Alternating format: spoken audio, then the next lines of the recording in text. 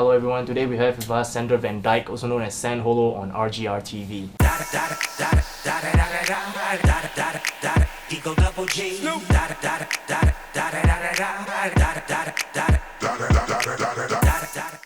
Hey, how's it going, man? Good. My first question to you is, right, if we were ask you to describe yourself, what kind of artist would you be? A music artist, I think. I love making music, and right now I'm doing bass music, electronic music, but in the future I might be making different music. I don't know, I just make what I feel like right now. And yeah, so a music artist for sure. No walls between the music, right? No, well, I like having a sound, of course, Yep. but there's no genres. I can make house if I want, I can make dubstep if I want, Oh, that's cool. but yeah. So how has 2016 been for you so far? 2016, that's this year, right? Yep. Okay, yeah. Well, you gotta understand, I used to be in the studio all the time. You know, Yes. always in the studio, working in my little room, my laptop, and now I'm in the airplane all the time, flying to Singapore and Big arenas, huh? yeah. Well, it's getting bigger for sure. Not Yep. the biggest yet, but you know, it's a big change for me, and it's so much fun, but also I gotta get used to it. You know, it's Yeah. not easy flying all the time. Yeah, definitely.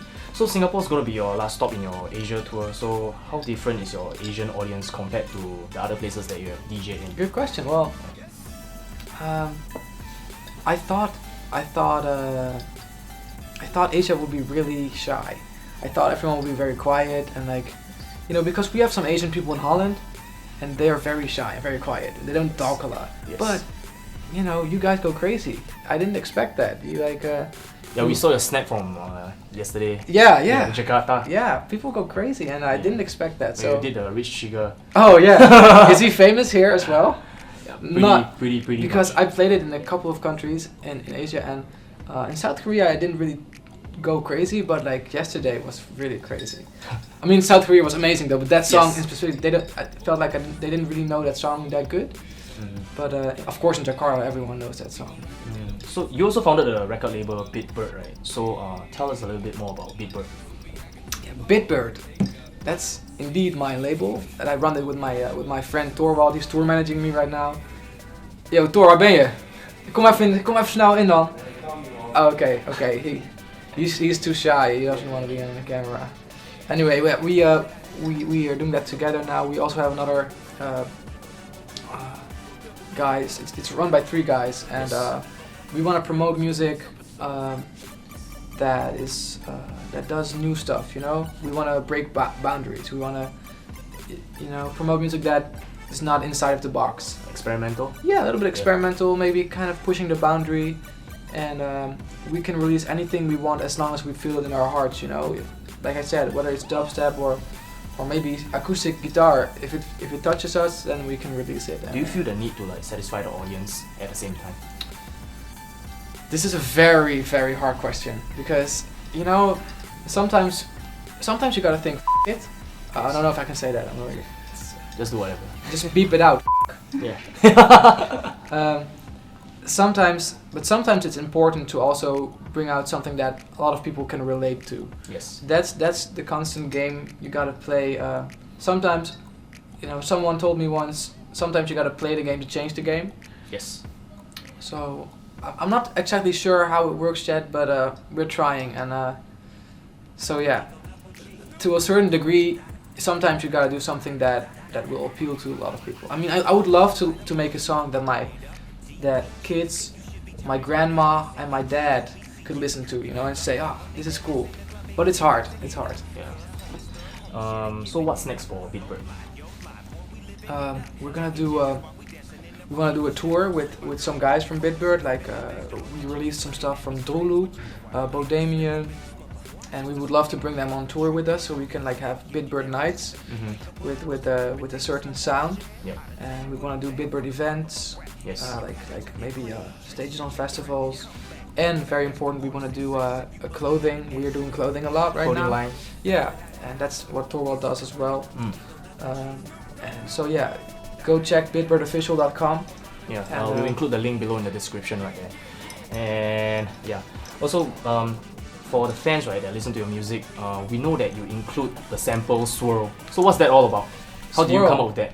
Oh, it's a very long story, and I cannot tell you because it's a secret.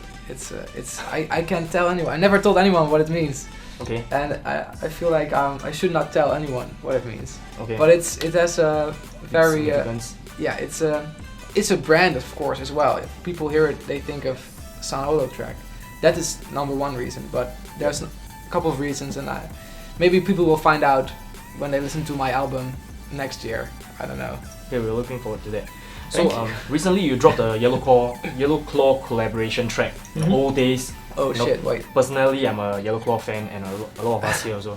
So how is it like working with them? Yellow Claw. Yeah, they're pretty big here, right? Yes. Yeah, they're really good. They're Dutch friends. They are doing good stuff with their Barong family right now. Yes.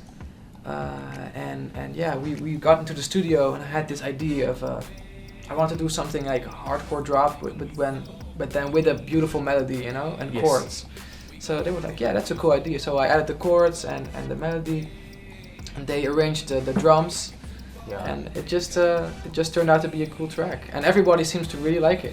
So the second half time, that one is like the more Yellow Claw. Yeah, with the lick, that's them, you know. That's and with the chords and the melody first, that's kind of me. But this was a really good example of a track that's really has the Yellow Claw sound and the San Holo sound together, and I think it works great. First, awesome. Yeah, first we thought, you know, what I really like is that even though our styles are so different, they go really nice together. The fusion was great. Yeah, that's what I want to do. You know, I want to. If I work with another artist, I want you to hear what I did, and I want you to hear what the other person did. And I like that. It's personality in your sound. It's done very well. Thank you. We can all tell.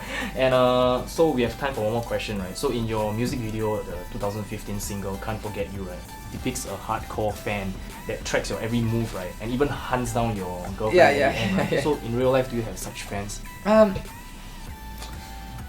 Yeah, like I do have some fans that are pretty. I mean, it's difficult because on one hand, it's kind of flattering when someone's really obsessed. Yep. You know, you're like, oh, thank you for liking my music, but it gets a little bit scary if they start, you know, using your name as their own name and stuff, and yeah, it's, you know, that stuff is scary. But it's kind of a thin line between being a fan of someone and being obsessed with someone, and it's important that you don't lose yourself. Well said. So, do you have any last things to tell your fans right now? Well, first of all, thank you for listening. I appreciate it, and please stay in tune with all the stuff that we're gonna do, because I'm about to release lots of new music and trying to push the boundaries. Yeah. So we'll include all the San Holo related links down in the description below. So this is RGR TV signing out. Forget your water.